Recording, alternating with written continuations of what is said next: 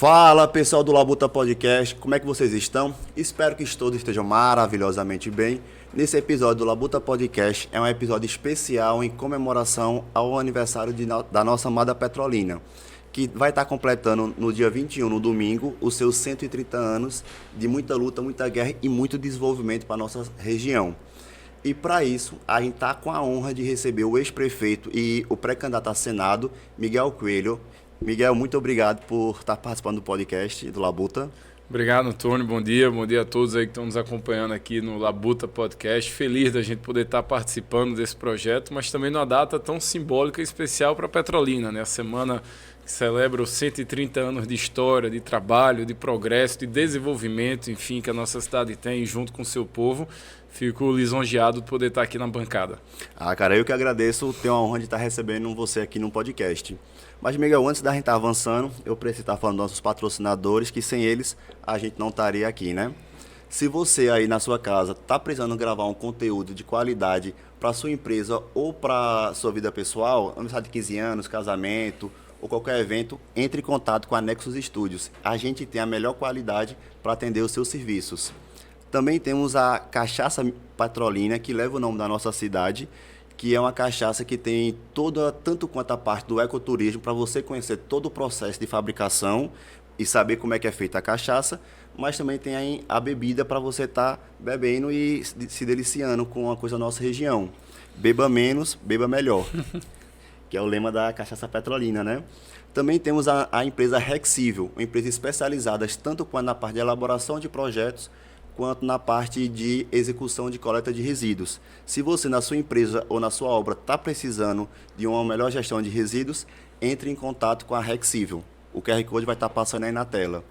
E se tiver precisando viajar, seja para lazer, seja para trabalho, conte com a Unique Travel, que é uma agência de turismo que é da região do Vale de São Francisco e que vai estar lhe atendendo nas suas melhores condições para você ter a sua melhor viagem e não ter um mínimo de dor de cabeça possíveis, né?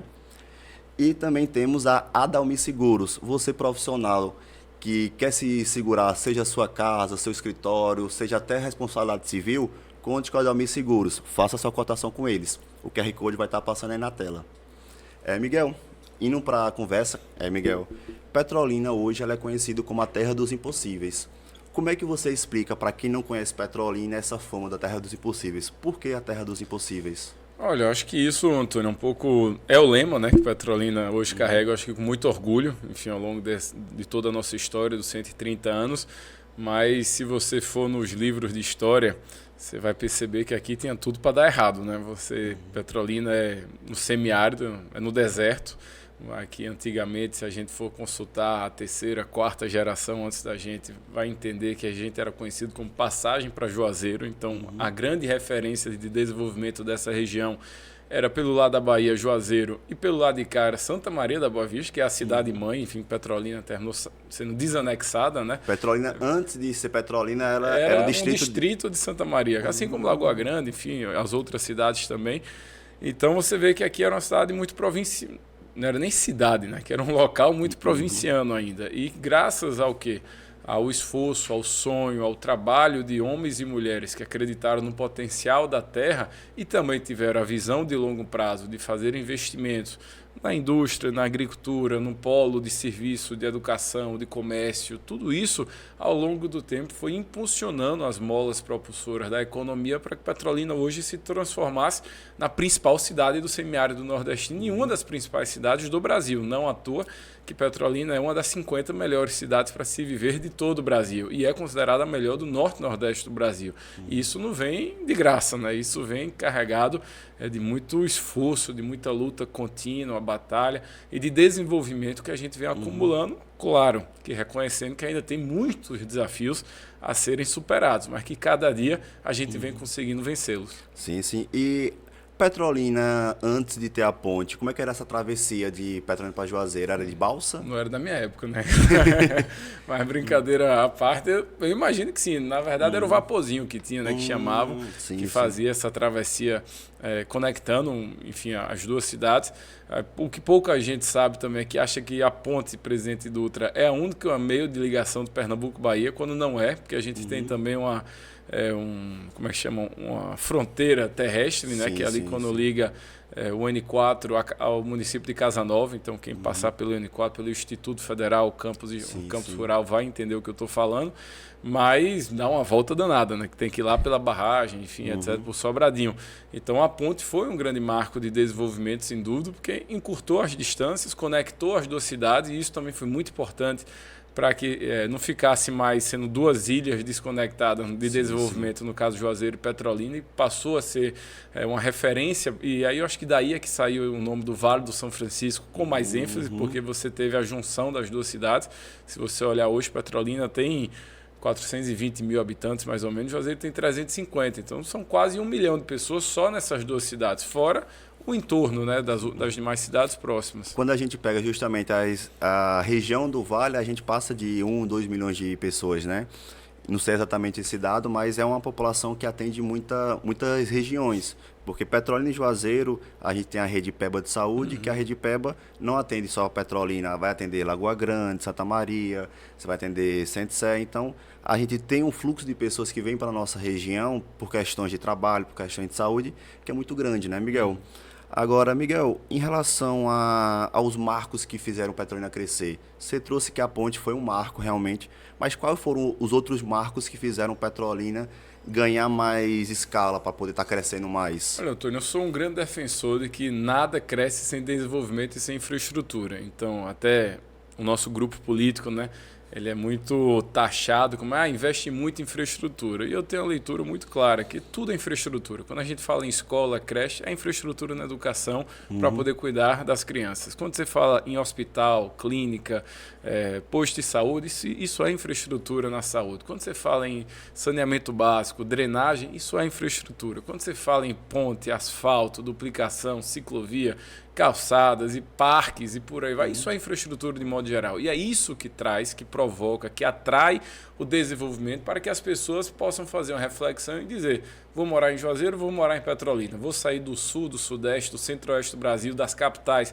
para vir para a cidade do interior. Por quê? Porque lá elas vão se sentir mais bem acolhidas, tanto para que suas empresas e seus negócios possam prosperar, mas para que você, junto com a sua família, também possa ter uma qualidade de vida que você julgue digna de acordo com a sua renda, enfim, de acordo com o seu perfil. Então, a gente entende de que a gente pode ter aqui 3 marcos, assim. Eu sou um pouco suspeito para falar, até porque minha família participou um pouco disso, né? Um bocado, enfim, deixar aí para a referência. Mas na frente a gente vai falar sobre isso. Mas eu acho assim, quando você teve aqui na década de 50, 60, para eu não errar aqui por muito, você tinha o Grupo Coelho. O Grupo Coelho foi um dos maiores grupos do Brasil, de acordo com a Forbes. Naquela época já tinha levantamento da Forbes. Vê? Nossa, sabia e não. aí, você tinha aqui em Petrolina indústria têxtil, você tinha aqui indústria de linha telefônica, você tinha indústria de processo de melhoramento de algodão e de soja, você tinha produção de óleo vegetal, você tinha a questão de logística, porque o rio naquela época era navegável, então você fazia a questão da hidrovia, né? Então você carregava aqui até o oeste da Bahia. E que no meio de transporte logístico é o meio mais barato, né? É o meio mais barato, junto com o trem, né? Com ferrovia, que esse é um gargalo que o Brasil, infelizmente, ainda tem. Então, isso a gente está falando na década de 60 e 70. Só que também perceberam, eu acho que muito provocado também pela crise do algodão que teve, e Petrolina nessa época já tinha agricultura, tá? Mas não era agricultura irrigada como hoje a gente consegue, hoje a gente compreende, mas era aquela agricultura da subsistência humana. Você plantava um tomate, plantava, enfim, outros tipos de cultura de ciclos mais curtos, mas teve uma crise na questão do algodão, não lembro agora do inseto que danado foi, que erradicou praticamente o algodão do Nordeste inteiro. Então isso deu uma quebradeira geral, afetou muita gente. E aí, os políticos da época, naquela época você tinha Nilo Coelho, você tinha Oswaldo Coelho, Geraldo, enfim, tinha líderes empresariais também, entre outras pessoas. É claro que Petrolina sempre foi um berço político de poder ofertar para Pernambuco, para o Brasil, bons quadros. Sim. E aí eles pensaram: o que é que o mundo está fazendo em locais semelhantes a Petrolina, quente, deserto, semiárido e com água, porque você tinha o Rio São Francisco, que a gente pode transformar isso em oportunidade. E aí tiveram a sacada de irem nos Estados Unidos, ver um projeto que estava se iniciando, que era na Califórnia, que é muito parecido com a gente. Quente pra caramba, água por conta de rio e pouca chuva, o que é bom nesse caso, e com tecnologia aplicada vindo de Israel naquela época, que era a questão da irrigação. E aí se iniciou toda uma luta para poder se desenvolver os projetos de irrigação, que começou sendo chamado do Projeto Maçangano, mas quando o doutor Nilo morreu, em homenagem a ele, alterou-se o nome para que fosse o que a gente sabe que é o Projeto Senador Nilo Coelho. E aí depois primeiro veio o Projeto Bebedouro, depois veio o Projeto Nilo Coelho, Maria Tereza, agora está vindo o Pontal, e isso foi um indutor de desenvolvimento que começou no final da década de 70, começo da década de 80. E aí a história, enfim, eu acho que fala por si própria. Sim, e acaba que a nossa região, essas condições que trazem para a gente, traz até vantagens competitivas em relação à parte de agricultura, como você trouxe. Pegando o exemplo da Califórnia, a Califórnia é mais ou menos na mesma zona equatorial que a nossa região tem, que traz essas condições de clima que favorece a exploração disso, né?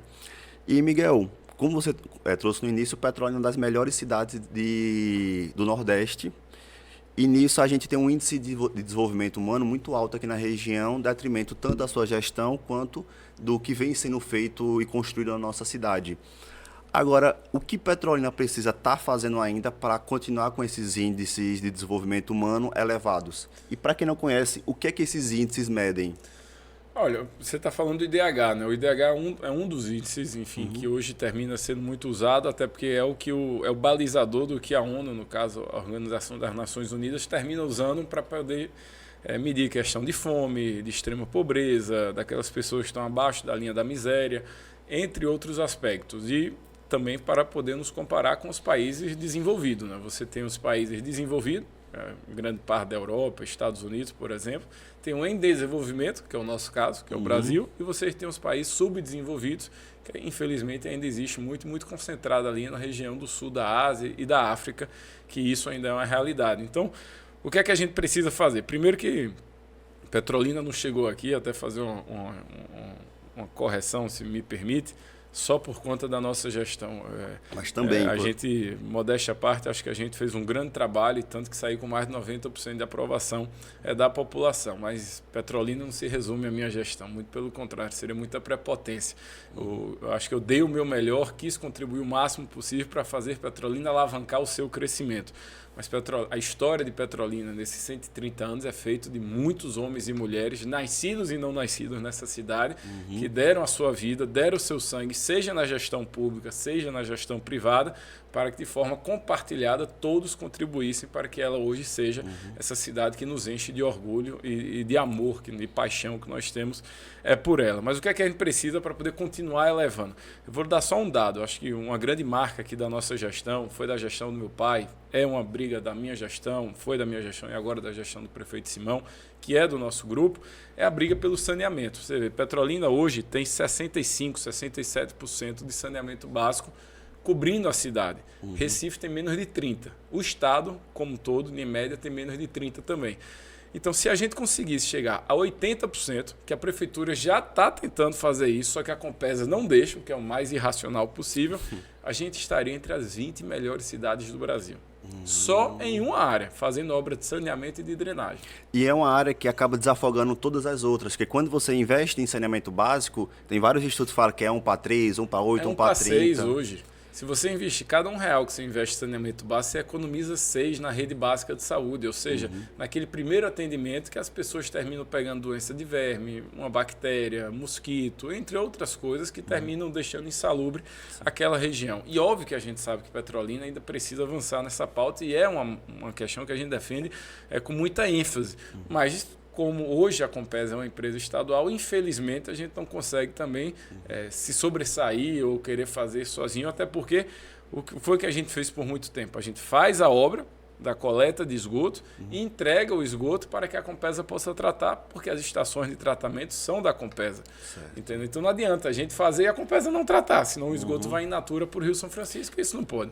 Que acaba poluindo mais o rio e prejudicando toda a nossa região, e não só Petrolina, mas aonde o rio vai passando, desce, né? Vai descendo, você vai acumulando essa poluição quando não é ela bem tratada, né? Investir em saneamento é essencial. Continuar investindo na educação. Petrolina é hoje uma das melhores educações. É a melhor de Pernambuco, das grandes cidades, e é uma das melhores do Nordeste. E a gente precisa se espelhar em exemplos que deram certo, como o Ceará. O Ceará hoje é um grande referência em educação. Petrolina vem se destacando na cobertura de creches, na questão da qualidade do ensino Fundamental 1 e do Fundamental 2, de poder conectar o jovem, porque hoje o desafio da escola, privada ou pública, dos dois, e quem é pai sabe o que eu estou falando, é você manter o interesse vivo das pessoas, da criança e do adolescente, para dizer, olha, estude que você vai ser recompensado no futuro. Só que hoje, com tanta tecnologia, inteligência artificial e etc., o pessoal diz, não precisa, alguma coisa vai fazer por mim e eu vou ganhar dinheiro. E olha que eu sou empreendedor e sou admirador de quem empreende. Mas isso não pode ser em detrimento da educação. E também a educação não pode ser uma forma rígida, dura, que você não tenha flexibilidade para poder se adequar às realidades regionais. Então, eu sou um grande defensor da questão da capacitação técnica, da educação técnica, da gente poder fazer cursos de curta, média duração, que possa ali direto já garantir um emprego engatilhado para que aquela pessoa veja, poxa, eu estudei 6 meses, já saí com o emprego garantido, com a carteira assinada, e isso vai me proporcionar uma melhor condição de vida para a minha família. Então, esse é um outro desafio também. E continuar, em um terceiro ponto aqui que é importante, continuar investindo em infraestrutura de uma forma geral. Infraestrutura, a cidade cresce. Se a cidade cresce, é mais carro, é mais moto, é mais bicicleta. Precisa ter vias, precisa ter avenidas duplicadas, precisa ter viadutos, precisa ter uma segunda ponte. Em algum momento isso vai ser uma pauta que a gente precisa abraçar enquanto região aqui do Vale do São Francisco. Também, Petrolina não atende só quem é petrolinense. Petrolina atende 50 cidades na questão da saúde. Você falou da Rede PEBA. Cada vez mais a Bahia está omissa nos seus compromissos e Pernambuco assumindo maior parte dessa responsabilidade. Então, precisamos de um novo hospital regional de urgência estadual. Simão agora vai construir uma maternidade ainda maior para poder dar mais conforto e qualidade e dignidade para as mulheres que vão ter os seus filhos e filhas aqui na nossa cidade. De poder ampliar o atendimento da atenção básica para evitar que as pessoas fiquem doentes e trabalhar na prevenção. Tanto é mais barato quanto é mais humano, para que a pessoa evite ali se degradar o seu quadro de saúde. Quando a gente investe no saneamento básico e traz a redução para a saúde é o primeiro ponto que a gestão pública consegue enxergar.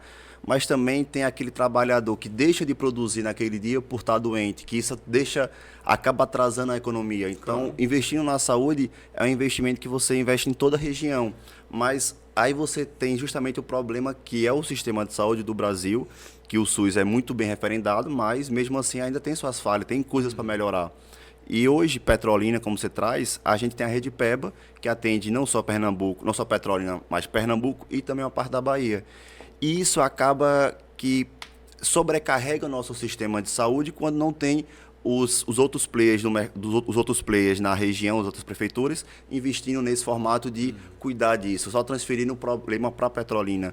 Então, como é que Petrolina, sendo esse, vamos chamar, hub de saúde da região, como é que a gente pode estar trabalhando ou como município, ou como estado, ou como união, para estar não colapsando o nosso sistema de saúde? Olha, Antônio, eu acho que tem um paradigma sendo mudado assim na questão até política também, porque uma cidade vira referência quando ela vira grande e ela oferta serviços que outros locais não têm, o que é natural que você possa absorver, até isso é o ônus, digamos assim, do protagonismo. Então, eu não vejo isso com muito problema, mas o que é que eu entendo também, é que todo mundo tem que dar a sua cota de responsabilidade. Se Petrolina tem um hospital e esse hospital vai passar a atender municípios da Bahia, do Piauí ou municípios vizinhos nossos pernambucanos, é justo que aquela parcela de cidadão, por exemplo, de Dormentes, Safrano, Lagoa Grande, só para dar exemplo de cidades próximas, todos eles que forem tratados aqui, eles possam ser ressarcidos por esses municípios. Antigamente, a principal política de... Mas isso já ocorre ou não? Não ocorre. Então, porque se você recebe, o que não dá é você tratar... Por exemplo, como é que o SUS funciona? O sistema de saúde é tripartite, é municipal, estadual e federal. Você tem um hospital aqui e atende todo mundo. Você só recebe pela sua população. Só que você está atendendo quase que o dobro da sua população, que você está pegando população de cidades vizinhas. Só que essa conta é matemática, essa conta não fecha. Então, se você conseguisse fazer esse direcionamento, parcelamento, seja lá como é que fosse, essa rescisória de que os municípios pudessem, ao final do mês, reembolsar aquele serviço de saúde da cidade que atendeu e que socorreu, isso já ajudava muito e ajudava todo mundo. Porque, imagine, é melhor uma cidade pequena que não tem um FPM, que não tem receita própria para suportar um hospital de um tamanho legal, é melhor ele construir um hospital com equipe, com tudo, que vai ter um custo fixo gigante, ou é melhor ele terceirizar isso numa cidade do lado que possa fazer? Porque também não é só a construção, existe o custo elevado. O negócio é a manutenção dos equipamentos caros, a questão da mão de obra que é muito especializada. Exato. Muito caro. Então, assim, eu acho que tem um outro debate também que a gente precisa fazer. O brasileiro gosta muito de se inspirar nos Estados Unidos. Eu acho que a gente tem que olhar, de fato, países que estão na nossa frente. Mas nos Estados Unidos, quem é atendido na rede pública paga. E caro. E caro. E na Europa, tem alguns países que também é assim. Eu não estou dizendo que é para cobrar. O SUS, eu acho que é uma grande referência mundial. O SUS ele é universal e é para todos. Mas precisa ser para todos que têm condições de pagar? Será que a gente não poderia dar mais foco naquelas pessoas mais simples e de baixa renda que não vão conseguir ter um plano de saúde? Porque, Deus me livre, aconteça com uma pessoa que tenha qualquer plano de saúde aqui, enfim, no Brasil. Se ele tiver uma emergência ou uma urgência, ele não vai para o hospital privado. A rede que vai ter lá um médico 24 horas de plantão é um hospital público. Aí depois que a equipe médica salva ele, é que ele vai para a hotelaria do seu hospital de preferência, porque o plano de saúde vai lhe levar. Mas veja que o maior custo ficou na rede pública. Pô, esse custo aqui, eu defendo que os planos de saúde deviam reembolsar o SUS. Até para que o SUS não tire a vaga da pessoa que está ali na fila de espera também, que tem o mesmo direito de quem tem um plano de saúde, entendeu? Então, eu acho que essas distâncias, que eu acho que no Brasil tem um problema também, infelizmente isso é uma meia-culpa da política, mas da sociedade que elege as pessoas que fazem a política, que a gente não pode ficar tratando só a espuma do problema. A gente tem que atacar a raiz. Não adianta a gente querer só dar um remédio para aliviar o sintoma, você tem que ir num problema real. Até porque na saúde, né, a medicina já nos ensinou. Se você não tratar a causa e ficar botando remédios como paliativo, aquela doença vai ficar mais forte, vai ficar mais difícil de você poder curar com os remédios tradicionais. Então, eu acho assim, eu sou um defensor do SUS, quero ver o SUS mais amplo, quero ver o SUS mais moderno, quero ver o SUS chegar onde ainda não chega.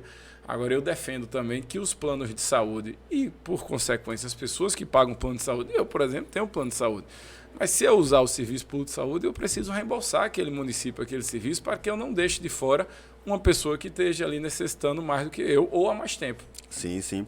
Isso aí são situações que vamos trabalhar para estar melhor na nossa região, né? Mas mudando um pouco de assunto, Miguel, a gente em Petrolina hoje, como você trouxe, a gente é uma referência para o Nordeste e acaba que a gente tem um transporte muito grande de caminhões, de uma parte logística grande. Hoje, Petrolina, ela é considerada um hub logístico para o Nordeste? Se sim, o que é que a gente pode fazer para melhorar? E se não, o que é que a gente pode fazer para se tornar mais relevante nisso? Primeiro, sim, até por uma questão geográfica. Se você abrir o mapa do Nordeste, botar um pino no meio, vai dar mais ou menos aqui em Petrolina, entendeu? Então, a gente está quase que equidistante de todas as 9 capitais do Nordeste. Eu acho que a mais distante vai ser Fortaleza, com 900 e pouco. Todas as outras estão nessa raio de 700, 900 quilômetros. Então, Petrolina, junto com Salgueiro, também que tem essa característica, a gente tem um grande potencial logístico de entreposto para poder ser esse ponto de conexão do norte com o centro-oeste, sul e sudeste e, claro, ser na porta de entrada aqui do Nordeste. Se você tem logística, você vai ter carga, você vai ter transporte. Armazéns. Porque não tem trem, né? Então você vai ser o rodoviário o mais usado. Você precisa fazer vias que esses caminhões possam usar e não afogar, apertar, enfim, estrangular o trânsito urbano, porque isso também são estilos de tráfego totalmente distintos. É o cara que vai trabalhar no dia a dia, é o motor Uber, é um aplicativo de entrega, etc., que imagina enfrentando 2 bitrem, 3 bitrem, o caramba vai por aí, de cargas extremamente pesadas. E até porque tem uma característica. Vamos lá, se você for para uma rua no Pedra Linda, no Idalindo Bezerra, a engenharia, quando faz esse projeto, ele faz um estudo de fluxo. Se ele sabe que só passa carro pequeno, ou caminhonetes, ou um ônibus de transporte público, ele vai botar a estrutura de asfalto que comporte aquilo. Aí do nada vem um bitrem com 200 toneladas. Vai arregaçar, vai levar o asfalto todinho, porque aquilo não foi preparado para isso. Então, de você ter essa lógica de o planejamento, de poder investir o dinheiro com a melhor eficiência para aquela demanda. E aqui em Petrolina, se você olhar o mapa da cidade também, você vai ver que Petrolina é uma cidade planejada, que isso é um outro diferencial comparado a outras cidades do Brasil. E Petrolina tem os seus... como é que chama? Os anéis. Tem um nomezinho agora. Rapaz. Eita, rapaz, fugiu.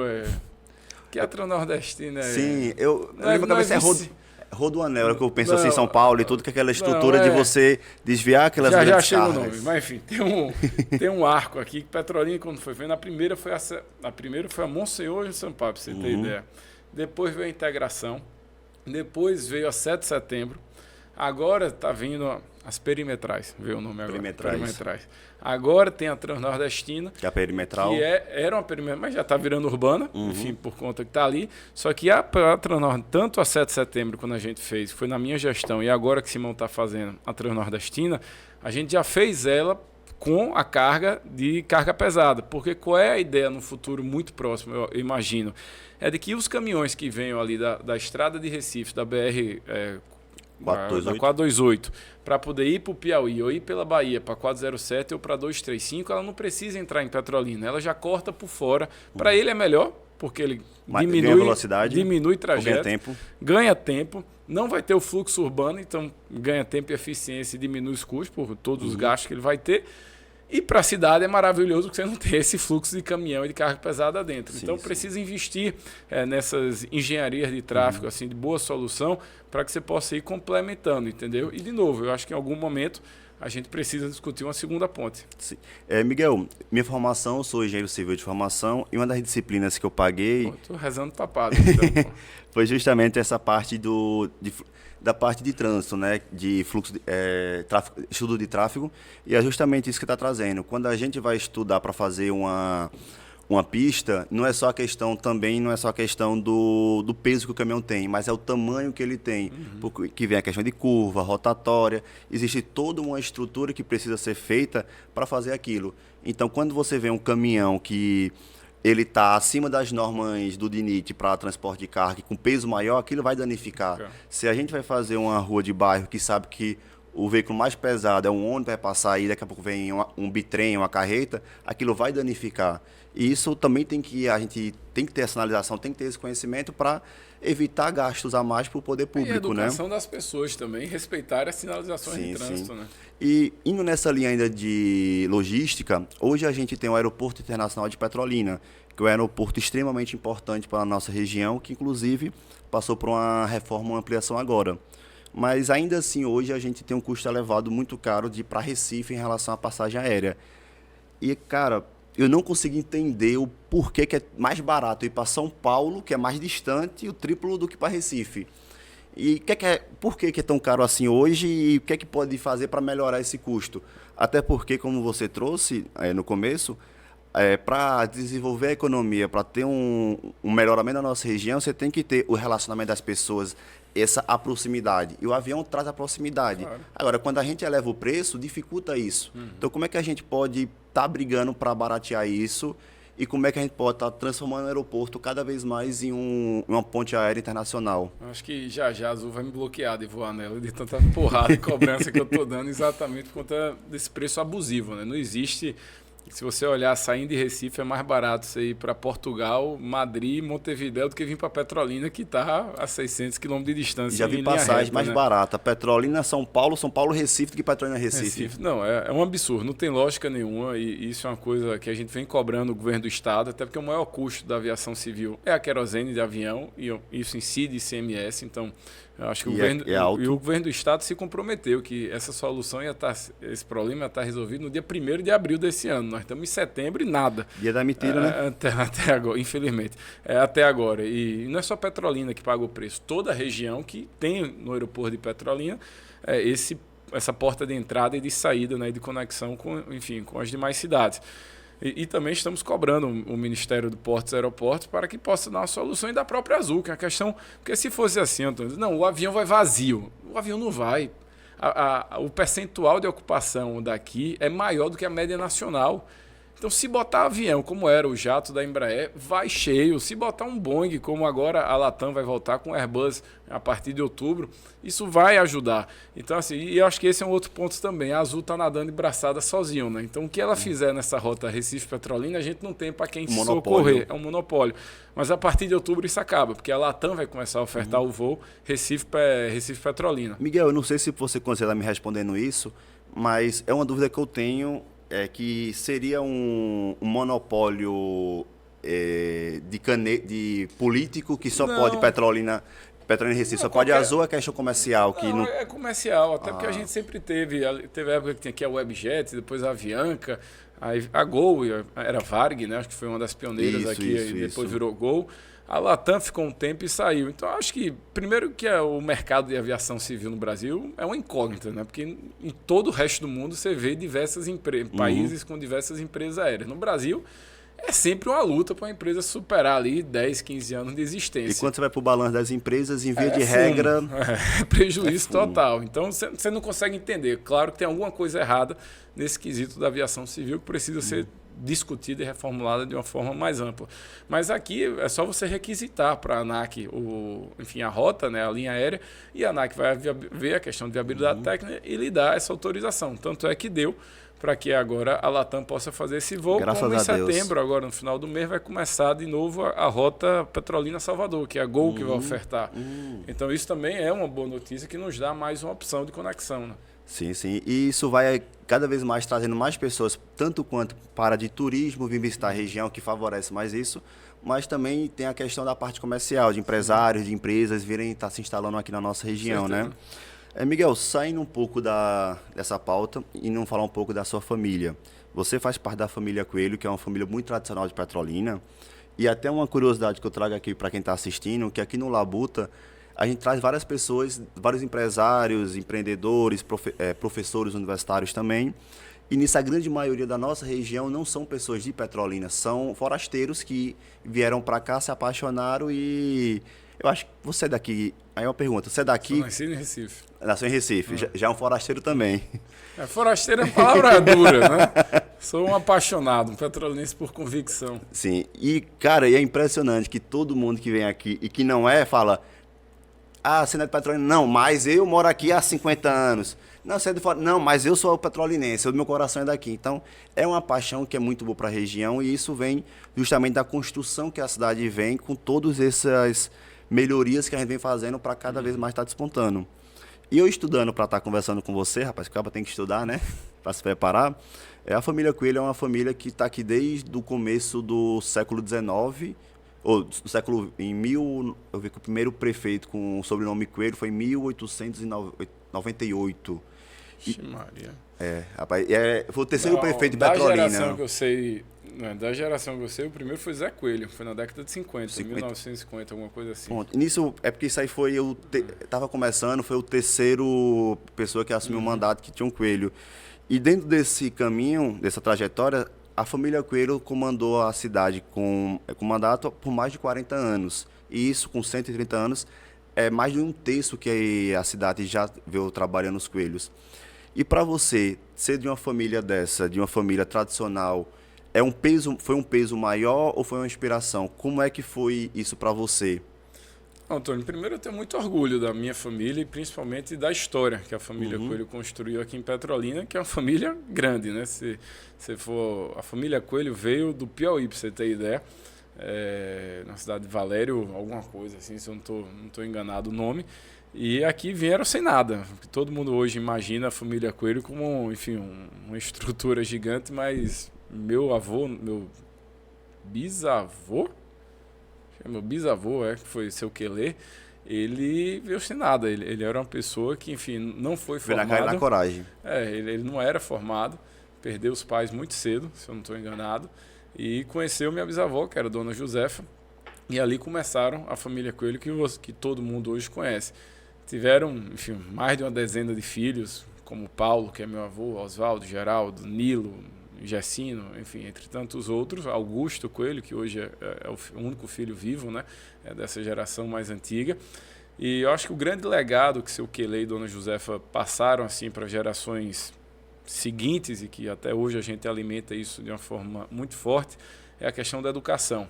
Eles não eram formados, não tiveram essa oportunidade de estudar, mas ele principalmente foi um self-made man, né, como a gente usa assim essa expressão, porque ele foi um grande industrial, foi um grande empresário e construiu uma grande história empresarial de sucesso, que com isso os filhos conseguiram também auxiliar. Tanto é o Grupo Coelho que a gente falou aqui no começo da entrevista, tinha diversas empresas em diversos ramos distintos, inclusive com relações nacionais, com o âmbito nacional dos seus negócios. Mas eles sempre investiram na educação dos seus filhos.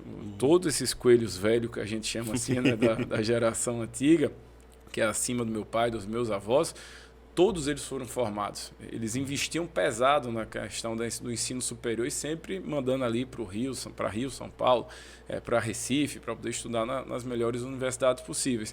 E isso foi um legado que vem passando de geração para geração, porque a gente entende que tudo pode ser tirado da gente, menos o conhecimento, entendeu? E o conhecimento é algo que a gente carrega conosco para onde a gente for, independente da situação que você esteja. Então, eu tenho muito orgulho dessa história, como também você usa uma palavra bacana, que é a questão da inspiração. É uma inspiração, mas ao mesmo tempo uma responsabilidade. Porque se você pegar biografias como a de seu Quelê, de Dona Josefa, de todos os coelhos velhos aqui da primeira geração, a gente não pode se contentar em fazer o mesmo, a gente tem que fazer melhor do que eles fizeram, até porque eles fizeram muito numa época muito adversa, e a gente está numa época que tem instrumentos tecnológicos muito mais favoráveis para que a gente possa deixar marcas e legados na cidade, no estado e no Brasil, que possam manter a tradição do nome viva e, acima de tudo, o respeito das pessoas com essa história. E isso cabe a nós, que carregamos o coelho no nome, poder dar o exemplo, até porque eu acredito muito na força do exemplo. O líder de verdade não é aquele que manda, é o que inspira, né? É o que compartilha visão, sonho e consegue entregar isso de forma respeitosa, fazendo com que as pessoas acreditem junto com ele. Então, para mim é motivo de muito orgulho ter coelho no nome e poder fazer com que essa história possa continuar. Sim, sim. E, Miguel, assim como Simão Durando, que foi filho de prefeito de Petrolina, você também foi um filho você é filho de Fernando Bezerra Coelho, que ele chegou a ser eleito 3 vezes em Petrolina, ter 3 mandatos. E, se eu não me engano, o primeiro você tinha na faixa dos 3, 4 anos, não foi? Em 94? 92 foi. Ele se elegeu em 92. E começou em 93, né?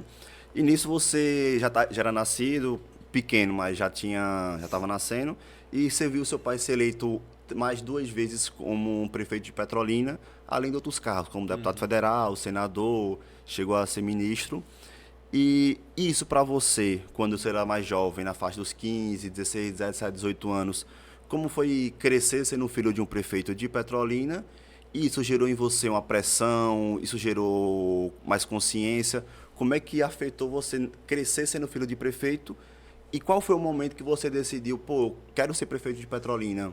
Antônio, eu não restringiria aí a palavra prefeito, mas sim a político. Sim. Primeiro, ele é o grande político de Petrolina. Até porque as pessoas e a sociedade precisam parar com essa besteira. É filho de político. O médico não pode ser filho de médico. O advogado não pode ser filho de advogado. O engenheiro não pode ser filho de engenheiro. Por que isso? Porque é o exemplo, é a inspiração que você vê dentro de casa, é o modelo. O pai e a mãe são as principais referências que a gente tem na vida, até, se não for pela vida toda, até boa parte da vida. Então eu cresci, eu e meus irmãos crescemos dentro de casa, vendo essa história dos coelhos velhos, enfim, que vieram fazendo história, como também vendo meu pai, deputado estadual, deputado federal, secretário de Estado, prefeito, ministro, senador, e isso vai compartilhando na gente, contagiando a gente para poder entender o exemplo. Eu vou dar aqui, na primeira gestão eu era muito pequeno, né, porque tinha de 3 a 5, 6 anos, isso não conta, mas quando ele voltou a ser prefeito ali em 2001, que foi até 2006, papai tem um negócio que, enfim, ele viajava muito, que é natural do carro, e agora eu entendo e sofro por essa ausência dentro de casa, mas ele fazia questão de, assim, pelo menos um domingo sim, um outro não, de poder levar a gente nas agendas e principalmente nas agendas do interior.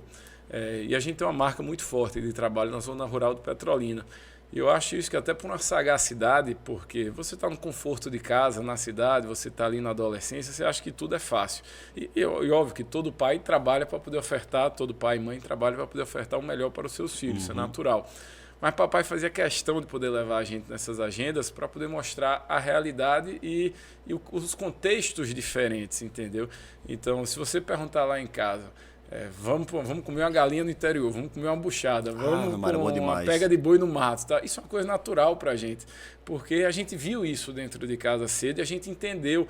Se você perguntar para quem não é da zona rural, não tem a mínima ideia do que é uma carrada d'água, a importância de uma caixa d'água. A gente sabe o que é isso, porque a gente viu desde cedo a força do resultado e a força do trabalho em poder impactar a vida de uma pessoa. Então, esses exemplos que Fernando fez com a gente, com o Fernandinho, com o Pedro, comigo, com o Antônio, que somos 4, né, 4 irmãos, isso também foi nos trazendo um senso de responsabilidade e de pertencimento, que se fosse para entrar na política, não era por ser filho de Fernando. Papai tem uma frase que ele falou, enfim, para Fernandinho, para mim e para Antônio, que somos hoje as pessoas que estão na política, né, porque Pedro não optou por não ser. Ele disse, olha, eu tenho um voto, e tenho um voto da sua mãe. O que nós vamos fazer agora é apresentar vocês para os nossos amigos que a gente construiu ao longo de uma vida. E aí cabe a vocês conquistarem eles e eles confiarem. E depois que vocês estiverem eleitos, cabe a vocês manterem isso, porque não vai ser mais a gente. Então, acho que isso também é um outro retrato da responsabilidade. Nada vem fácil na vida. Eu trago a minha eleição de 2016. Era um cenário extremamente adverso que o Brasil passava. Eu fui candidato, comecei com 3%. E passando por diversos constrangimentos aqui, que quem lembrar de 2016 vai saber o que eu estou falando. E poucos acreditavam, mas a gente fez uma campanha baseada no respeito aos adversários, que era uma coisa que os adversários não faziam com a gente, mas baseada no respeito às cidades. Eu não estava nem aí por meus adversários, eu queria conversar com as pessoas que faziam Petrolina. E eu falava das oportunidades que Petrolina estava perdendo. E que se elas confiassem no menino que me chamavam, num jovem de 26, 27 anos, eu ia dar o recado e ia mostrar de como a gente podia transformar a vida das pessoas. E aí o pessoal perguntava, qual vai ser a sua melhor obra, a sua maior obra? Eu falei, mudar a vida das pessoas, devolver a autoestima, recuperar o orgulho, devolver a força e o protagonismo político que Petrolina já teve no passado e deixou de ter. E as pessoas acreditaram nessa mensagem. E sou suspeito para falar, mas acho que de 2017 para cá, a Petrolina deu um salto de desenvolvimento, de investimento, de prosperidade e de qualidade de vida. Claro, tem muitos desafios a fazer e Simão tem trabalhado para poder honrar essa confiança. Até porque eu também, quando eu saí, é difícil você renunciar a um cargo. Você abriu um mandato, como eu renunciei em 2022, mas renunciei e Petrolina confiou nessa minha decisão também, porque já imaginou Petrolina ter um filho governador para poder fazer... Nosso sonho, né? Fazer por Pernambuco o que a gente fez por Petrolina, e a gente foi nisso. Eu disse a Simão, a sua responsabilidade agora não é mais pela sua história, pela história do seu pai, do professor Simão. Você agora representa todo esse grupo junto com a gente. E, acima de tudo, você representa os mais de 120 mil votos que a gente teve na nossa eleição de 2020. Você representa mais de 70% da cidade. E mesmo aqueles que não votaram, você também representa, porque você não pode trabalhar só para quem votou em você, você trabalha para o povo todo. Você trabalha para o coletivo. Então, esse senso de coletivo, de pertencimento e de respeito é algo que quem está na vida pública precisa todo dia acordar com o pezinho no chão, pedir proteção, porque tem muito auguro do outro lado, para poder ter a fé e a força de ir superando todo dia. E, Miguel, você considera que a sua decisão mais difícil que você teve como prefeito de Petrolina foi você decidir tentar dar um passo a mais, que é ser candidato a governador, ou teve alguma outra decisão que foi difícil, mais difícil que essa, ou tanto quanto?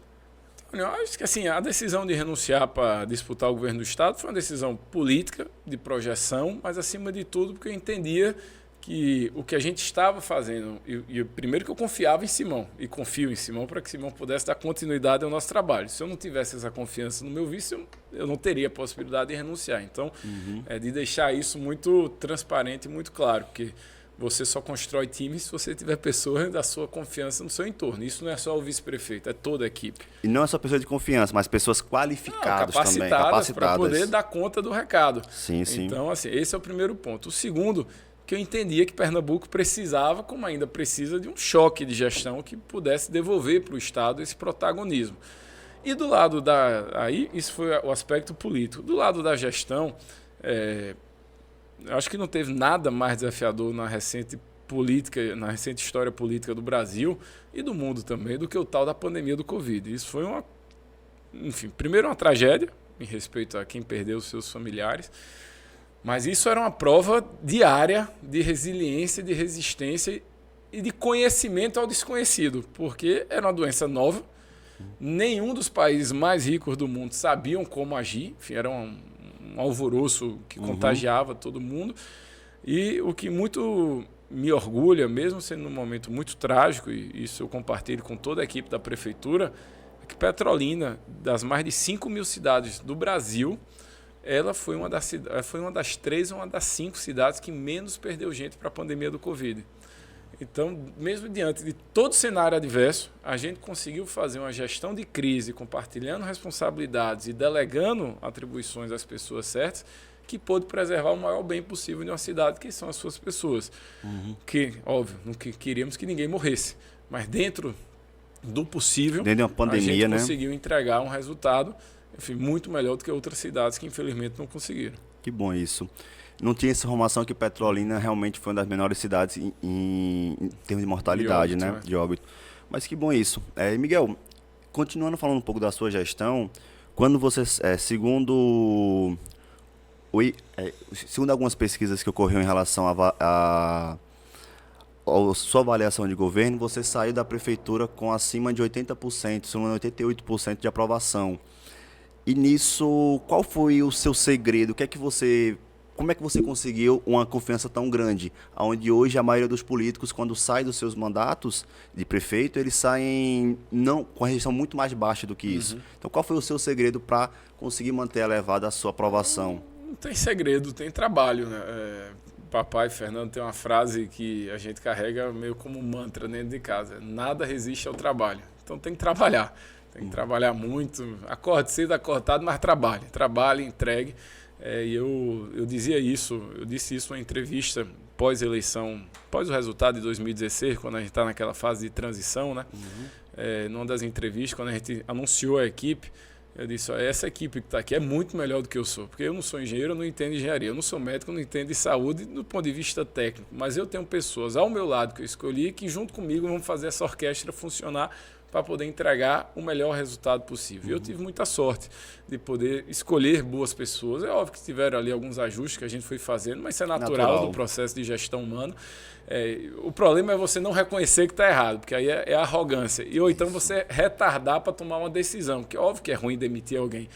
Mas pior ainda é o resultado ruim que vai ter. E até porque eu costumava dizer, Petrolina, se fosse comparado à empresa, a prefeitura era a maior empresa de Petrolina, que tinha mais de 10 mil funcionários e tinha 350 mil clientes para poder atender naquela época. Então, a gente não podia errar. Então, assim, por mais que doesse, esse ônus é do líder, de poder contratar e também de poder demitir e de cobrar os resultados. E o que eu dizia e digo até hoje para a nossa equipe é que não existe uma grande obra que dá um grande resultado. Isso acho que só na Mega Sena, quando você ganha nessa loteria. Mas na vida, você precisa todo dia fazer boas entregas, superar, definir aquele planejamento ali diário, para que você possa entregar pequenos resultados constantes, que no final isso vai dar um grande resultado. Entendeu? Eu acho que foi isso que a gente conseguiu ter. E na comunicação, eu também costumo dizer, eu prefiro dar um não sincero do que um sim mentiroso. E a política sofre muito disso, porque tem gente que vai, promete, não faz conta de porra nenhuma, desculpa aqui a palavra, e as pessoas depois vêm cobrar no seu crédito, né? No seu direito de cobrar, até porque foi aquele mané que prometeu muito. E a pessoa, não, desculpa, não fica aquela conversa safada, e aí você perde a credibilidade. E eu sempre tive uma preocupação de que todos os compromissos que a gente levava nas campanhas eleitorais era um compromisso que a gente podia entregar. E aquilo não era que a gente iria se limitar por aquilo, a gente ia se basear por aquilo. Mas o que a gente pudesse fazer a mais, nós iríamos fazer. E tanto vou lhe dar aqui 3 exemplos. Eu acho que em 2016, quando a gente fez a campanha, eu disse que ia pavimentar 500 ruas. Ao final dos 2 mandatos, a gente pavimentou 1.200. Eu disse que ia fazer 5 escolas... Mais que dobrou a meta. A gente dizia que ia fazer 5 escolas de tempo integral. No final dos 8 anos, a gente fez 14 ou 15.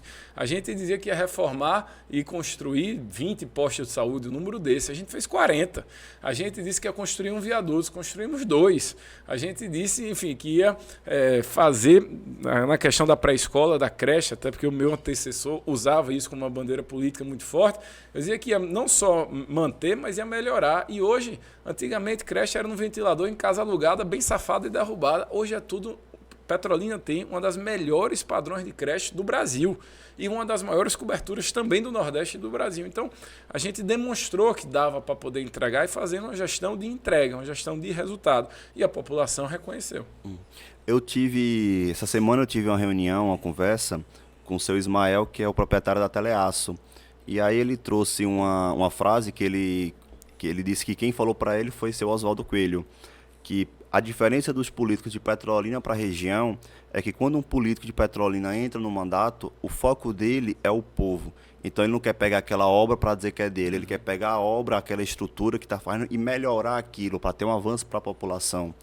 Em detrimento que outras regiões, outras cidades do nosso entorno, os políticos entram, eles preferem estar desfazendo para fazer de novo e tentar tomar o protagonismo. Que eu vejo que o correto é realmente a gente continuar o que está dando certo e tentar buscar mecanismo de melhorar, seja técnico, seja com pessoas, enfim.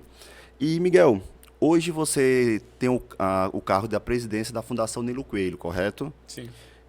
Para quem não conhece, quem foi Nilo Coelho e qual é a importância da Fundação Nilo Coelho para a nossa região? O que é que vocês fazem? Nilo, filho de seu Quelê, né, e dona Josefa, ele era médico por formação e atuava. Virou político, enfim, deputado, senador, governador, e ao seu falecimento, ele foi um dos grandes responsáveis pelo projeto de irrigação. Então, esse mérito é dele. Foi presidente do Senado Federal também, quando foi senador. Então, é um dos cargos mais importantes, enfim, da República.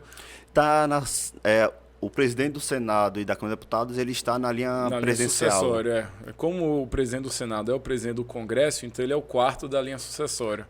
Então é presidente, vice-presidente, presidente da Câmara e depois a do Congresso. Então, senão você teria muito poder na terceira pessoa aqui, que seria presidente do Congresso e enfim, o sucessor direto, né? Então, Nilo foi essa pessoa e ele ainda vivo, ele criou esse braço social, que foi a Fundação Nilo Coelho, que leva o nome dele em homenagem, para poder, tem 64 anos hoje a fundação, então para poder levar o quê? Interiorizar, naquela época era interiorizar o acesso à água, questão de cursos de capacitação, de apoio às mulheres, às crianças que não tinham acesso como na cidade tinha.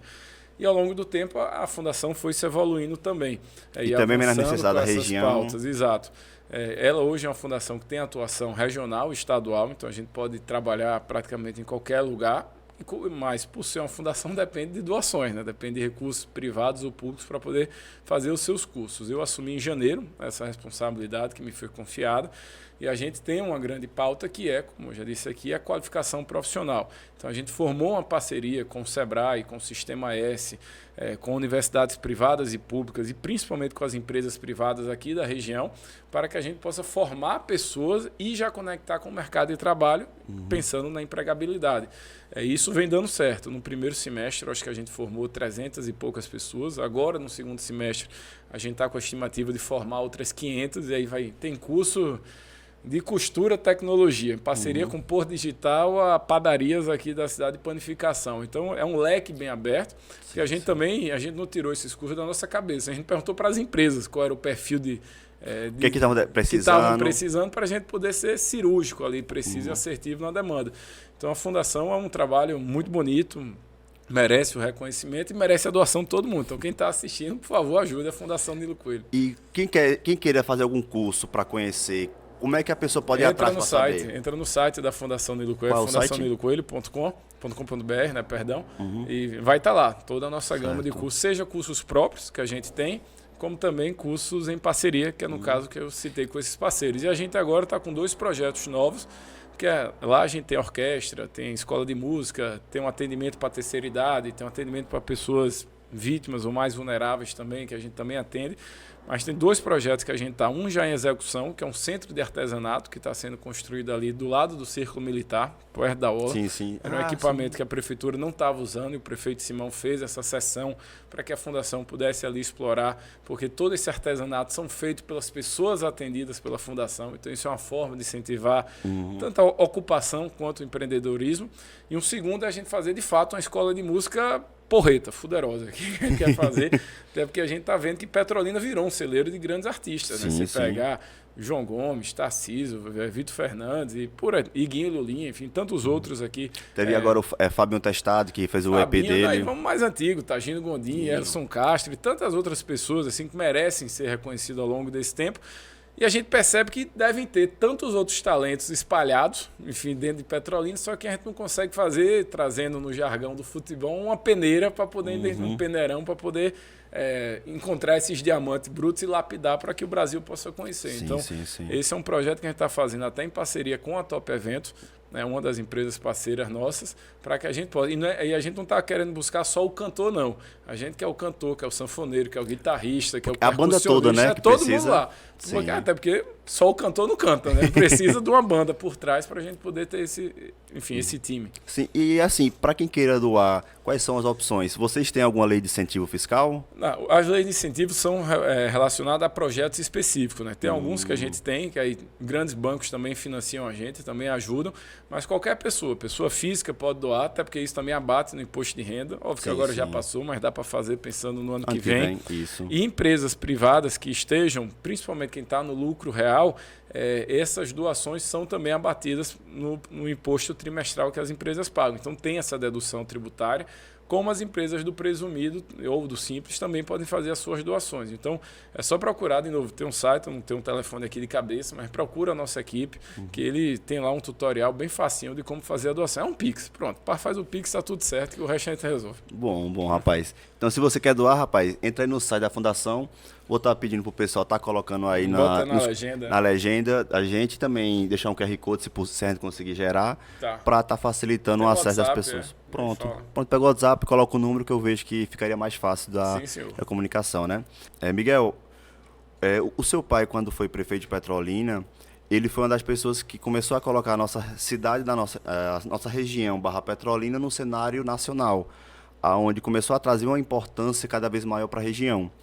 E nesses anos que passaram, de 90 até 2025, a gente cresceu bastante, que cada vez mais a gente é mais relevante no cenário nacional da economia, principalmente na fruticultura.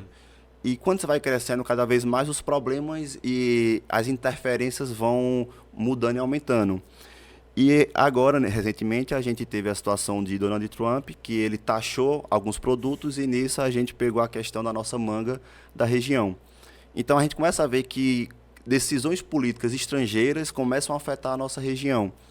Então, como Petrolina pode estar se tornando cada vez mais uma região protagonismo do desenvolvimento nacional, e seria o passo da gente começar a estar projetando Petrolina não só para um cenário local, mas começar a projetar Petrolina para o cenário mundial?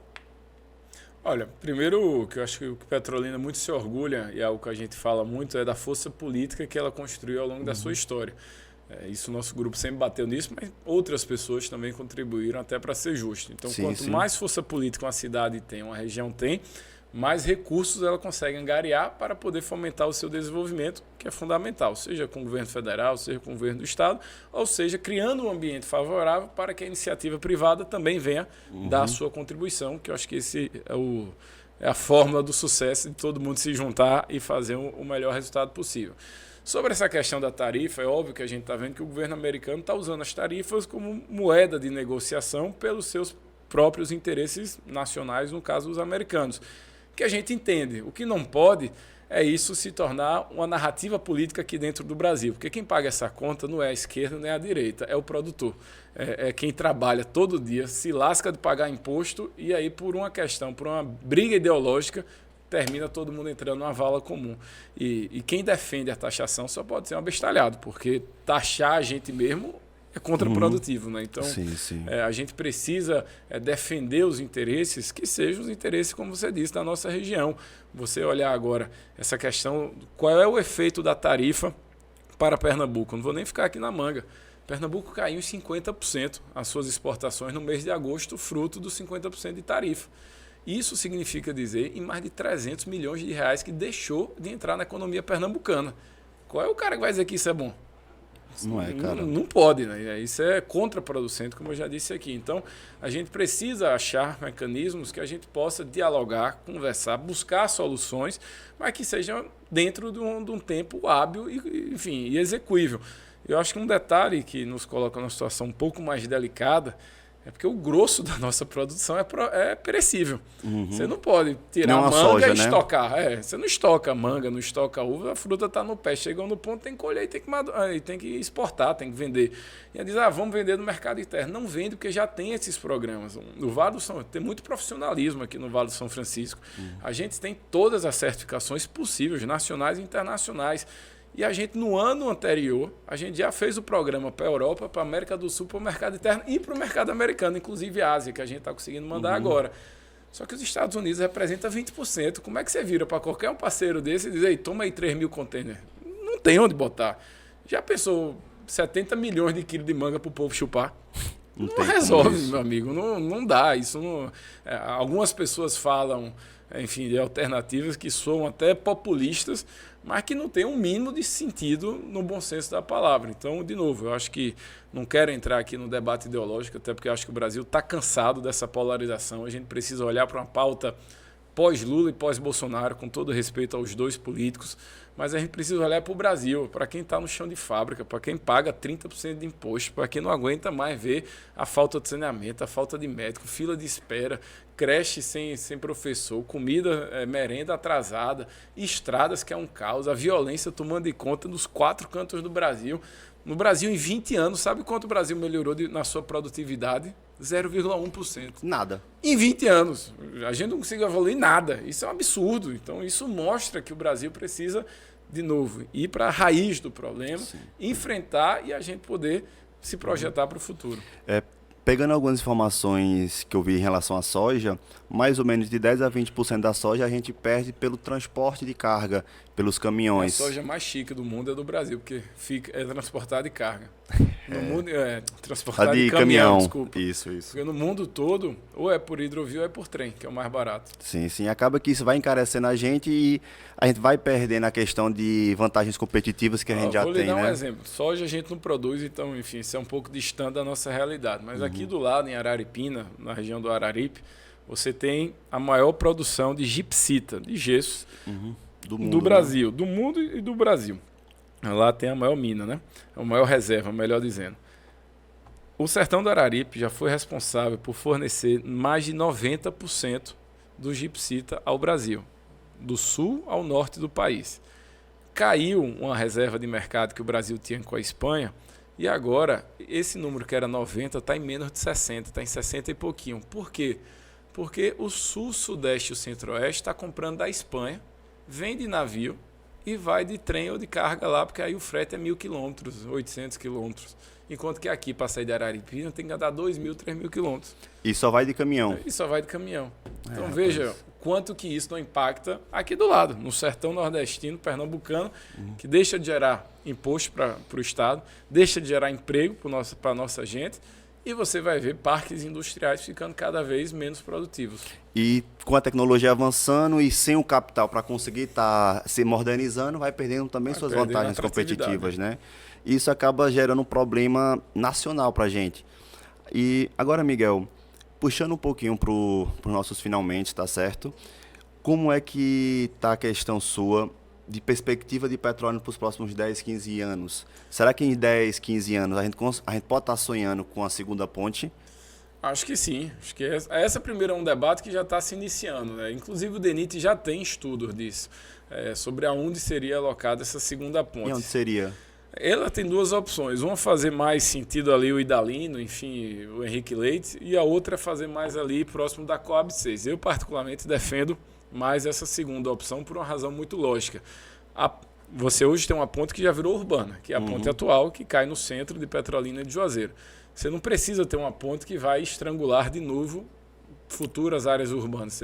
Uma ponte você tem que pensar nos próximos 50 anos, na hora de construir essa ponte, até porque são alguns bilhões de reais de investimento. Então, é muita grana mesmo. Muita grana. Então eu defendo lá, por quê? Porque ali você vai entroncar com a Avenida Mário Rodrigues Coelho.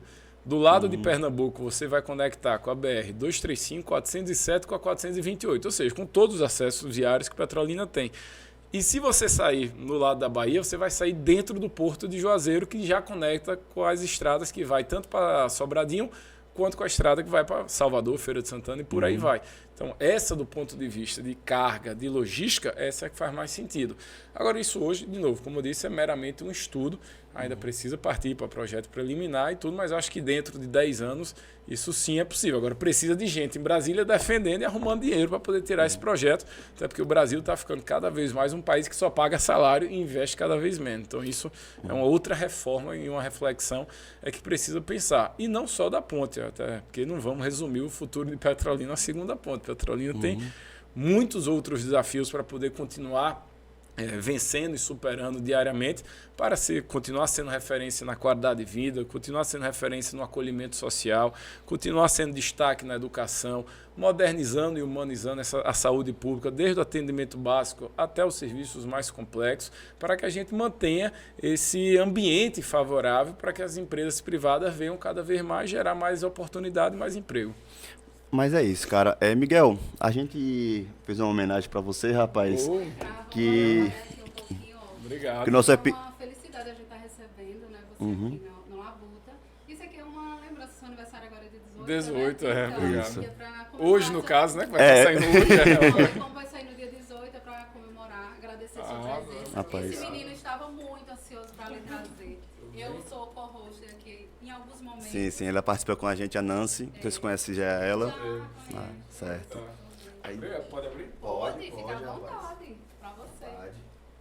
Uma felicidade estar lhe recebendo, tá? Rapaz. Compartilhando com a gente aqui o conhecimento, né? Muita coisa É legal. o primeiro bolo que já estou ganhando. Ficou lindo. Bom, rapaz.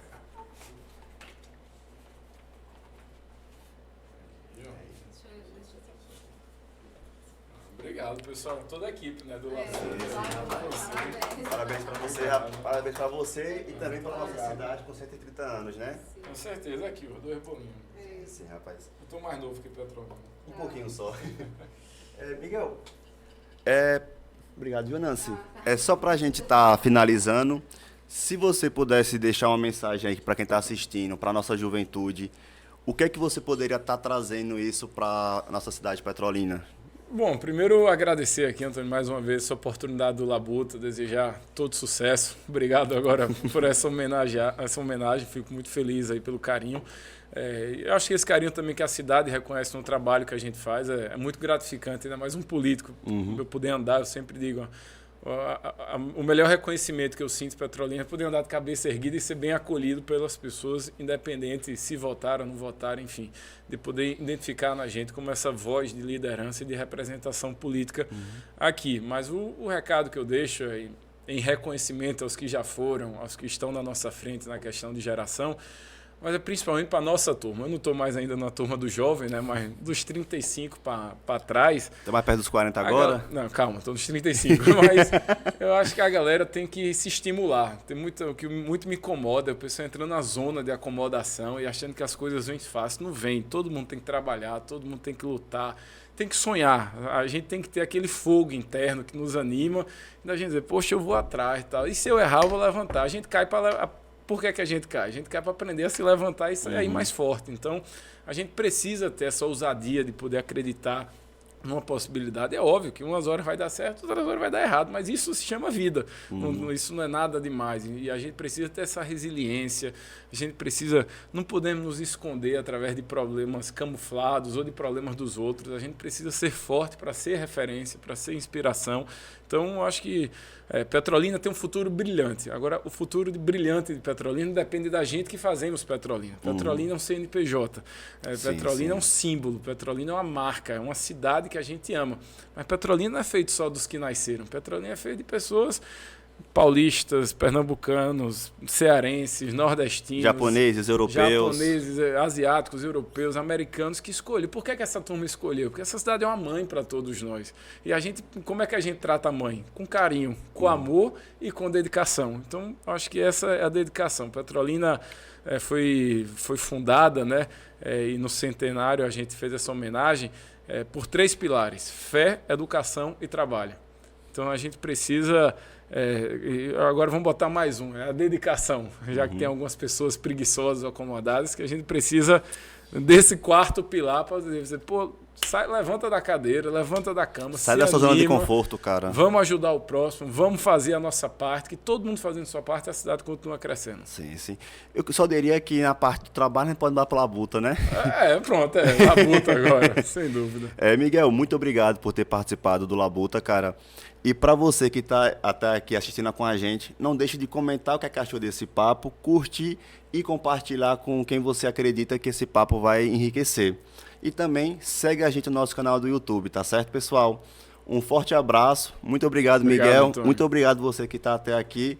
E se Deus quiser, até a próxima semana. Obrigado. Valeu!